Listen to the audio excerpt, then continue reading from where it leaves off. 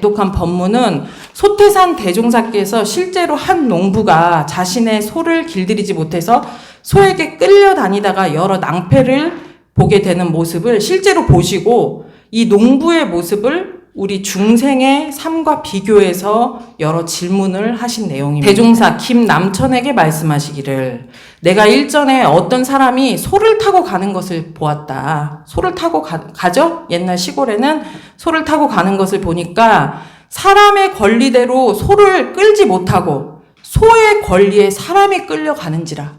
어떤 모습을 본 거예요? 우리가 소 보통 시골에서 소 끌고 갈 때 소가 사람 가는 길로 잘 저 밭까지 가야 되는데 사람이 원하는 길로 가야 되는데 소가 어디로 가요? 자기 내키는 대로 가는 거예요. 그 소가 가시밭이나 구렁으로 들어가면 가시밭이나 구렁으로 끌려 들어가고 그거 상상해 보세요. 그 농부가 소한테 끌려다니는 모습. 산이나 들로 가면 산이나 들로 끌려가서 자빠지고 엎어지니 옷이 다 찢어지고 몸이 상하여 참아 볼 수가 없더라.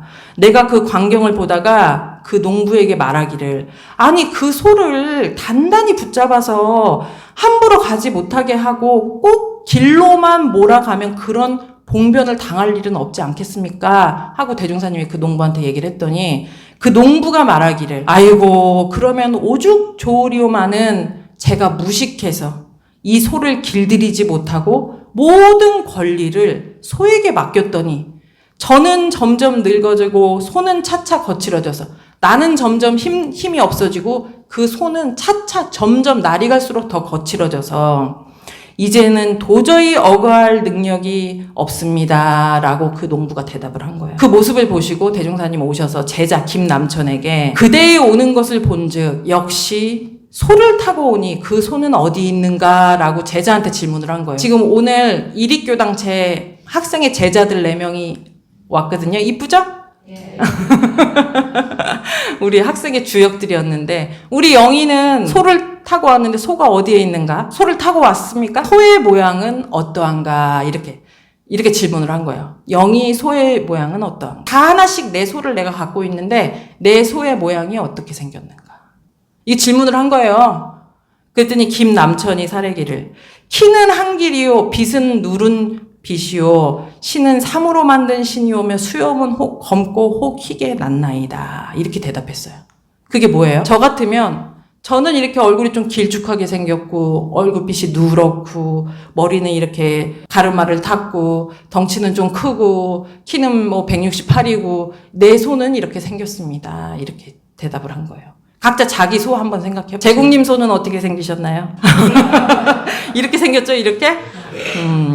그러니까 대종사 웃으시면서 그렇게 제자가 대답을 하니까 말씀하시기를 그대가 소의 모양은 알았거니와 그러면 그대의 소는 그대의 하자는 대로 잘 하는가?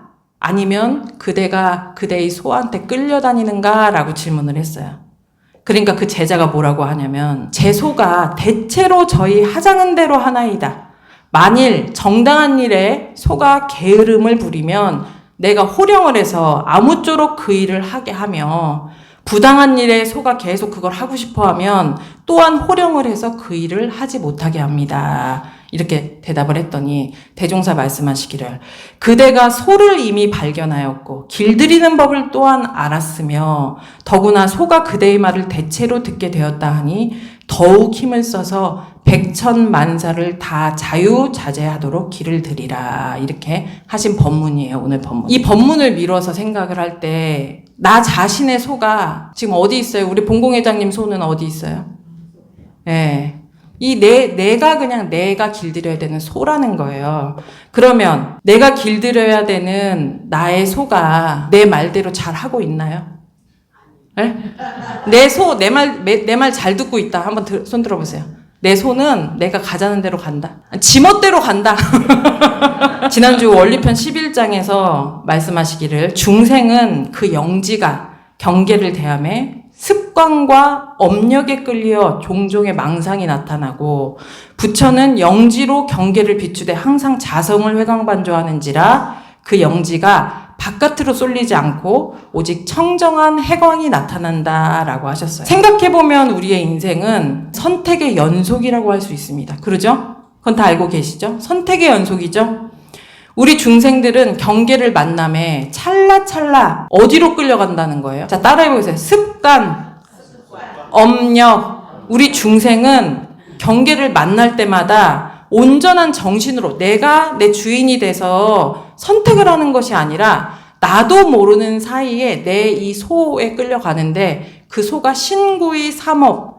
신구이가 뭐예요? 몸과 입과 마음. 이 마음이 그동안 내 하고 싶은 대로 했으면 그 하고 싶은 대로 매일 끌려다닌다라는 거예요.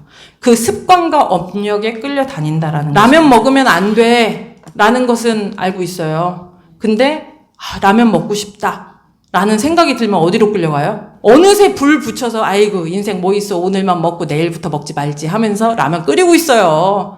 혹 끌려가 버리는 거예요. 내 그 생각에. 욕심에. 인생 살면서 남의 험담을 하면 안 돼. 이거 모르시는 분 계신가요? 남의 험담 해도 돼요, 안 돼요? 왜 안 돼요? 예전에는 험담하면 왜 안 돼요? 라는 것을 모르는 분들도 진짜 많았어요. 왜 험담하는 게 좋지? 내 속이 지금 죽을 것 같은데. 그냥 일반인들도 무슨 얘기를 하냐면 결국 내가 남의 험담을 하면 그것이 돌고 돌아서 나에게 돌아온다. 그러니까 결국엔 나에게 손해다. 절대 남의 험담은 나 자신을 위해서 하지 않는 게 좋아. 그래서 입단속을 해야 돼. 이것을 꼭 원불교 다녀서 아는 게 아니라 이젠 보편적으로 다 아는 진실이란 말이에요. 그래서 다 알고 그래. 남의 험담하면 안 돼. 라는 걸 안단 말이에요. 그런데 꼴 보기 싫은 친구 만나면 어떻게 돼요? 야, 걔가 말이야 있잖아. 인생 그렇게 살면 되니 마니 하면서 막 나도 모르게 입이 그냥 막 그거 안 하려고 참으면 막 간질간질해서 막 속이 속병이 날 것 같아서 진짜 저 대나무 숲에 가서라도 향아가 이랬다 하고서는 소리를 질러야 속이 편한단 말이에요. 네? 그게 바로 내가 업력에 끌려가 버리는 거예요. 이 습관에. 그리고 우리 살다 보면은 과거에 내가 왜 그랬을까? 과거에 내가 왜 그랬을까에 대한 생각도 많이 들지만 과거에 네가 그랬잖아 나한테 하는 그 생각도 많이 들잖아요. 그래서 내가 그때 상처받았잖아. 그때 너 때문에 힘들었잖아. 막 이런 생각에 끌려서 산다거나 아니면 내 미래는 어떻게 될까? 앞으로 내가 결혼할 수 있을까? 내가 진짜 병이 걸리지 않고 잘 살 수 있을까? 미래에 대한 여러 걱정도 막 들잖아요. 과거나 미래에 대한 여러 망상들이 막 들끓는단 말이에요. 근데 요즘은 또 뭐가 보편적으로 뭘 알아요? 그런 생각 해봤자 과거심도 불가득이고 미래심도 불가득이라 그 생각 그렇게 들끓어 봤자야 뭐 어떻게 되고 나만 정신세력만 약해지지. 그러니까 그냥 그 생각을 딱 끊고 털어버리자. 이렇게 많이 생각을 해요. 털어지나요? 예? 털어지세요?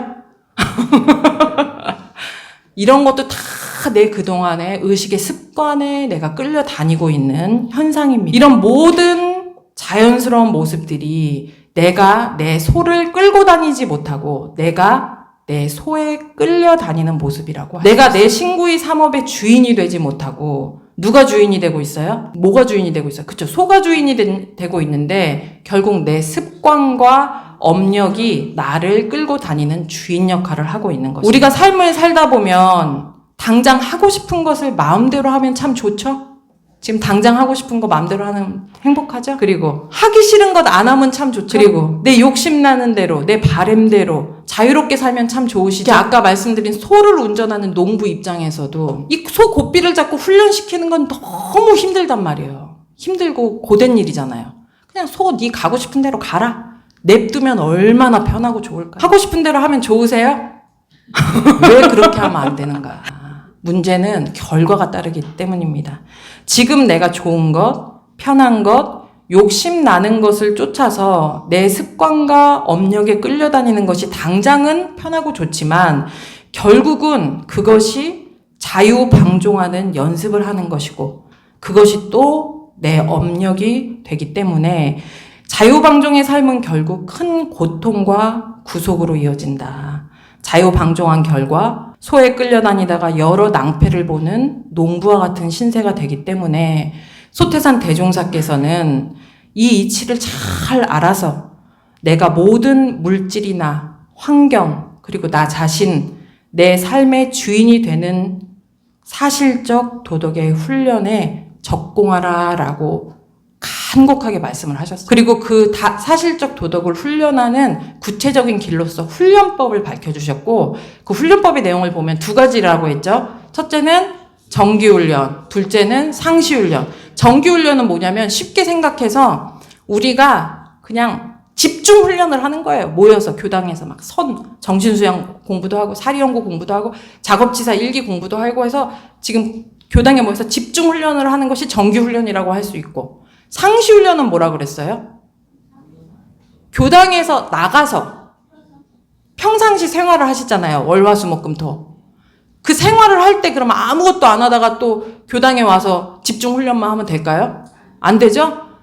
이 교당 밖을 나가서 상시로 각자가 훈련해야 될 것들이 있다라고 그 방법을 제시하셨는데, 첫 번째가 뭐예요? 맞습니다. 다 같이 따라해 보겠습니다. 응용하는데 온전한 생각으로 취사하기를 주의할 것이요. 다시 한번, 응용하는데 온전한 생각으로 취사하기를 주의할 것이요. 이거 알고 계셨던 분 손 들어보세요.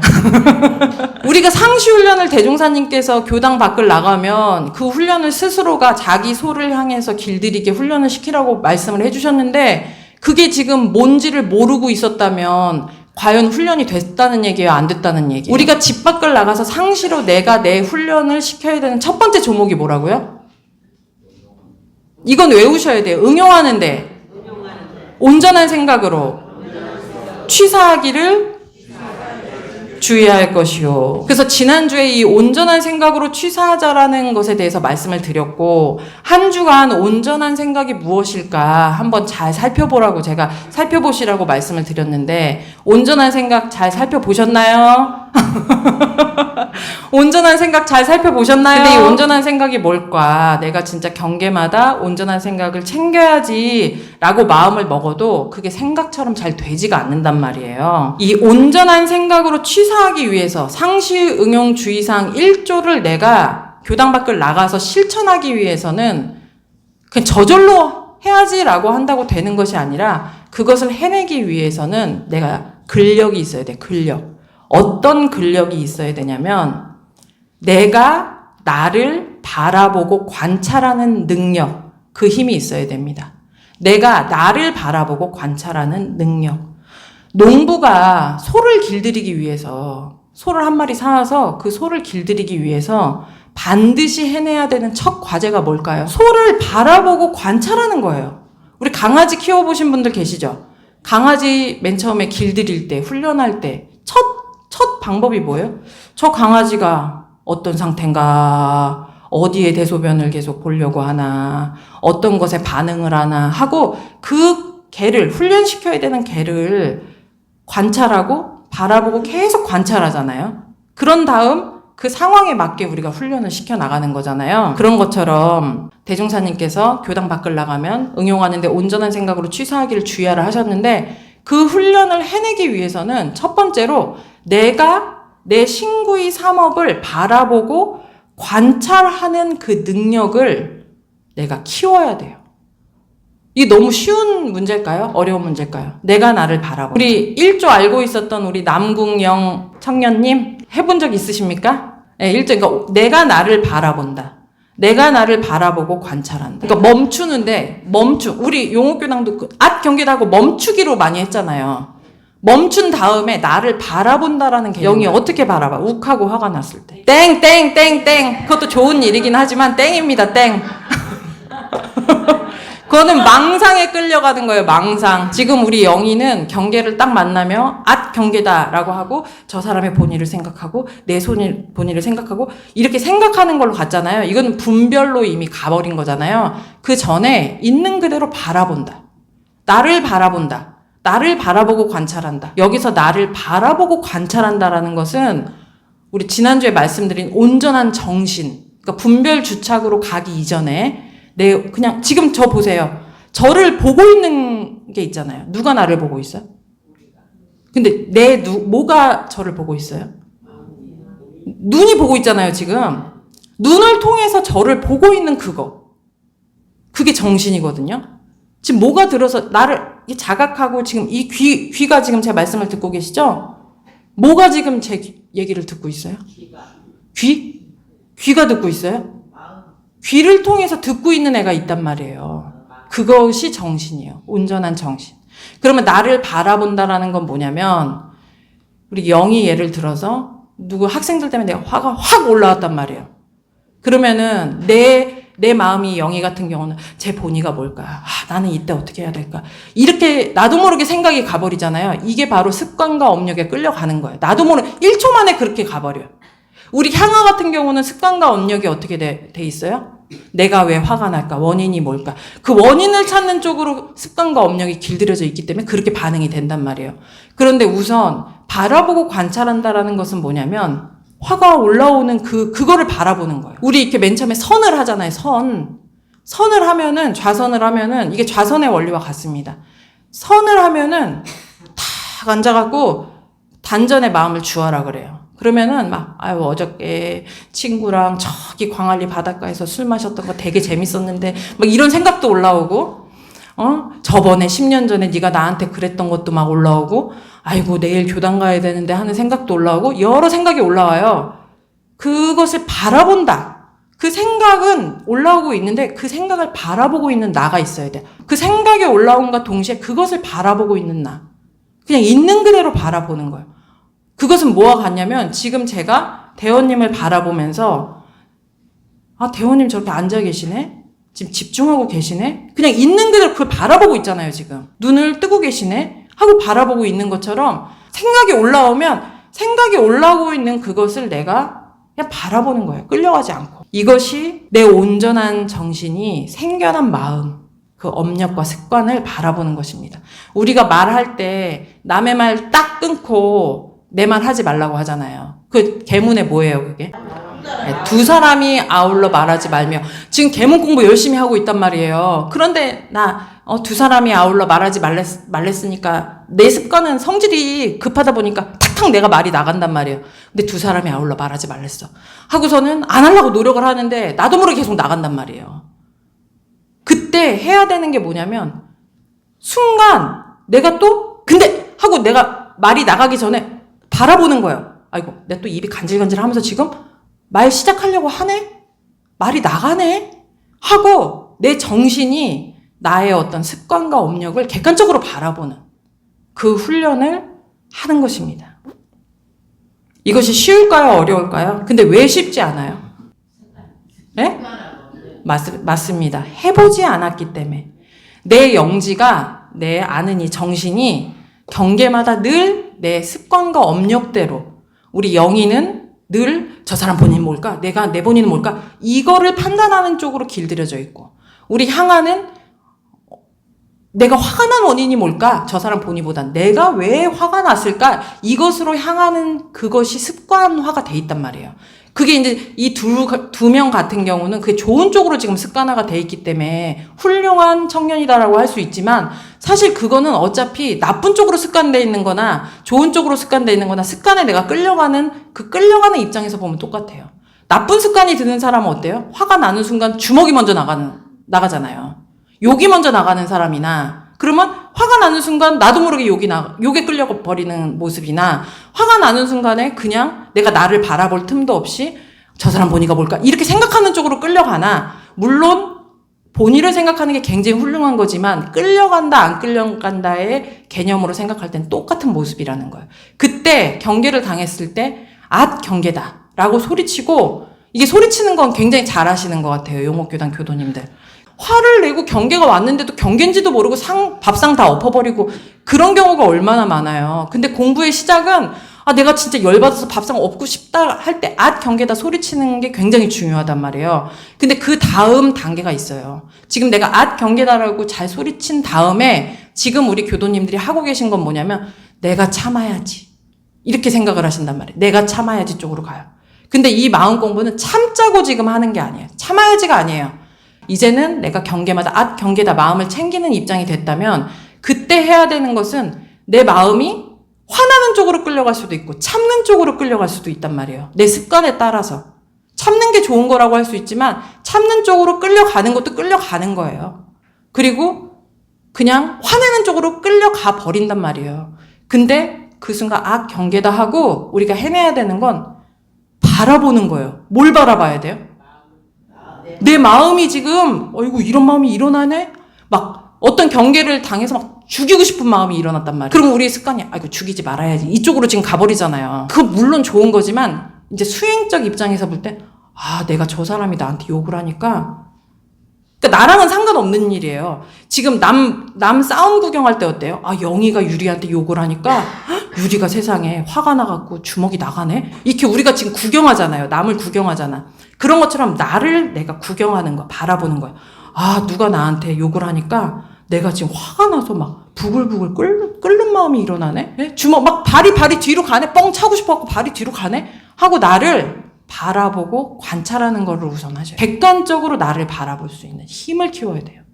그런데 우리가 마음 공부를 하면서 결국 내 습관대로 내가 옳다, 좋다라는 그 관념대로 뿅 하니 끌려가면서 내가 마음 공부를 하고 있다라고 생각할 수 있어요. 근데 그것도 아주 훌륭한 점이에요. 하지만 거기에 머물면 나중에는 내가 공부했네라는 상만 남아서 막 더 화가 나버려. 그렇기 때문에 우리가 수행적 입장에서 볼 때는 경계다라고 소리를 친 상태에서 마음을 멈추고 내 마음이 일어나는 것을 바라보고 내 모습을 객관적으로 탁 바라보는 그 능력을 키워내야 하는데 이것이 힘든 이유는 내가 능력이 없는 사람이라서 부처님과 다른 존재라서 못하는 게 아니라 내가 이것에 도전을 해본 적이 없기 때문에 그렇기 때문에 이것을 지금 못하고 결국 습관과 업력대로 끌려다니고 있는 것입니다. 중생은 그 영지가 경계를 대함에 습관과 업력에 끌려 종종 망상이 나타나고 부처는 영지로 경계를 비추되 항상 자성을 회강반조하는지라 그 영지가 그 내 아는 이 정신이 밭갓 경계에 쏠리지 아니하고 오직 청정한 해광이 앞에 나타난다라고. 내 온전한 정신으로 경계를 따라 생겨난 나의 마음, 나의 습관, 나의 상태를 관찰한다. 이것이 정신 세력 확장을 위한 시작이고 부처의 인격을 향한 첫걸음이라고 할 수 있습니다. 경계를 따라서 내 마음이 요란해지는 순간 뭐라고 소리치라고요? 어떻게 하라고요? 경계다 하고 참는 거죠? 예? 그러면 어떻게 하라고요? 경계다 한 뒤에 무엇을 연습하시라고요? 나를 바라보고 알아차리는 것을 계속 연습하셔야 돼요. 처음에는 이게 뭐야, 이게 알아차린다는 게 무슨 개념이야도 지금 모를 수 있어요. 하지만 그것을 한 번, 두 번 계속 이렇게 하다 보면은 어느 순간부터 이렇게 훤히 보이기 시작합니다. 내가 이제 내 마음을 바라보고 관찰하는 게 어느 순간부터 가능해진다는 것은 내가 내 마음에 나의 주인 역할을 해야 되는 이 정신과 내가 부렸어야 되는 이 업력 습관을 분리하는 작업. 지금 막 뒤엉켜 있어요. 누가 주인인지도 모르고. 이렇게 분리를 해서 주체적인 내 정신이 나의 모든 것을 바라보고 관찰하고 그리고 내가 명령을 하고 그리고 내 뜻대로 나를 움직여 가는 것이 진정한 훈련입니다. 우리가 살다 보면 삶에 있어서 매우 중요한 문제들이 많이 있잖아요. 옛날 배고픈 시절에는 뭐가 제일 중요한 문제였나요? 먹고 사는 문제가 제일 중요했죠. 밥을 굶지 않는 거, 부와 명예를 누리는 것이 가장 중요했습니다. 요즘은 뭐가 제일 중요한가요? 예? 건강하게 사는 게 가장 큰 문제예요. 젊게 사는 게 가장 큰 문제입니다. 이쁘게 사는 게 가장 큰 문제예요.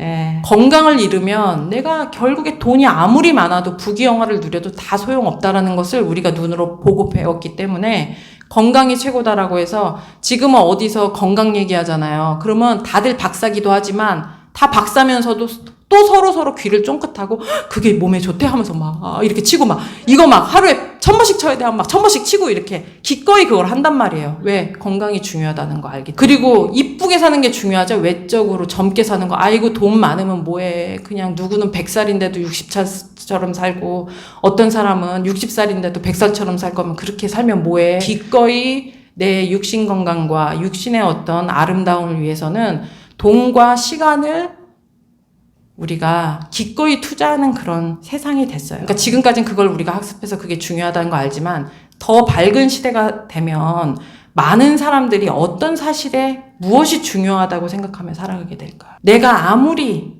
많은 부귀영화를 누린다 하더라도 내가 아무리 건강한 육신을 가지고 산다 해도 내가 아무리 이쁜 외모를 갖고 있다 해도 이 마음이 물질에 자유하는 힘이 없다면 모든 것이 다 소용없이 된다.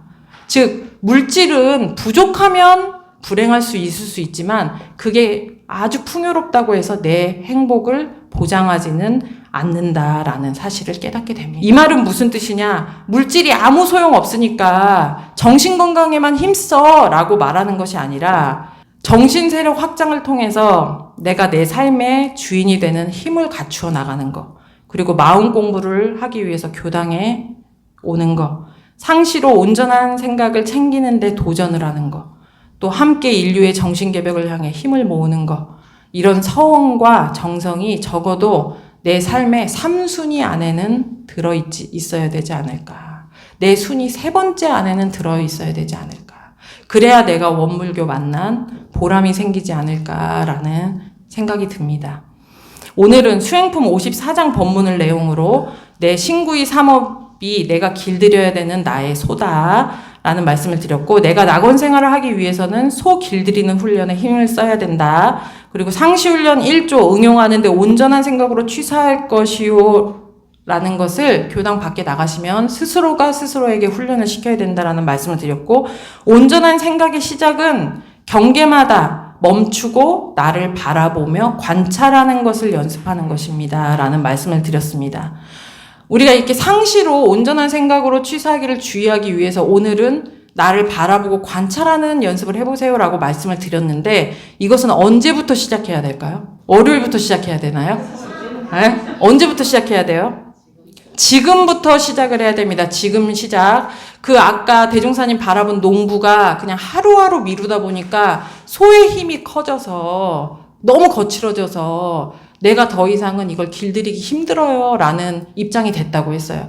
내가 내 소도 마찬가지입니다. 하루라도 빨리 훈련을 시작하면 길들이기가 쉽지만 하루하루 늦어지고 다음 생으로 또 가지고 그 다음 생으로 가지고 하면 그때는 기약이 없어질 수 있기 때문에 지금 당장 우리가 뭐 돈 버는 일에 중요하고 먹고 사는 일에도 중요하고 뭐 피부 미용 관리하는 데도 중요하지만 그런 거 하지 말라는 것이 아니에요. 그런 것을 함과 동시에 반드시 내가 내 정신의 세력을 확장하는 그 마음 공부에 도전하는 삶을 함께 병진하라는 그런 말씀입니다. 이런 훈련은 혼자 해낼 수 있나요? 예? 혼자 의지만 가지고 해낼 수 있나요? 이거 진짜 혼자 해내기 굉장히 힘든 거예요. 이런 내가 인생을 정신세력 확장을 향한 훈련의 삶을 산다는 것은 쉽지 않아요. 다 같이 해야 됩니다. 옆 사람 손 잡아보세요.